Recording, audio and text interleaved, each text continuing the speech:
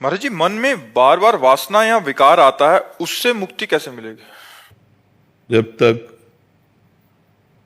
भगवान का चिंतन नहीं होता तब तक मन मलिन होता है, और मलिन मन में वासना होती है।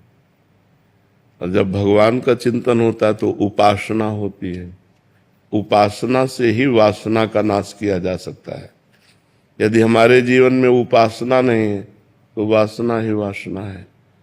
अगर हम वासनाओं में उतरते हैं तो और खतरा है, उसकी कभी पूर्ति नहीं होती।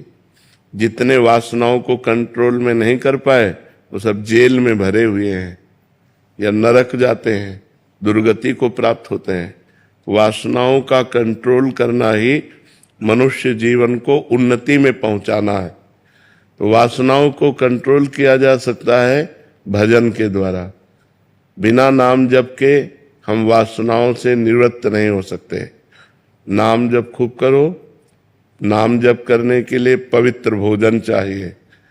यदि अपवित्र भोजन पाओगे तो नाम जप नहीं होगा।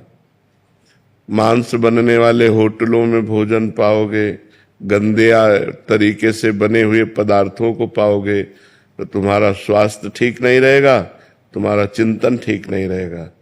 जिसका स्वास्थ्य ठीक है, जिसका चिंतन ठीक है, वो अपने विचारों को भी ठीक कर लेगा, और जिसके विचार ठीक हैं उसका चरित्र ठीक है। जिसका चरित्र ठीक है वही मनुष्य है और वही उन्नति को प्राप्त होता है। आध्यात्मिक उन्नति उन्नति है, लौकिक उन्नति उन्नति नहीं है। लौकिक में आप कुछ भी बन जाइए, मरोगे तो तुम वो पद थोड़ी ले जाओगे, बैंक बैलेंस थोड़ी ले जाओगे। यहाँ का कोई समुदाय तुम्हारे साथ जाएगा। जीवन में लाखों का मेला जुड़ा, हंसा जब जब उड़ा तो अकेला उड़ा। कोई साथी नहीं है।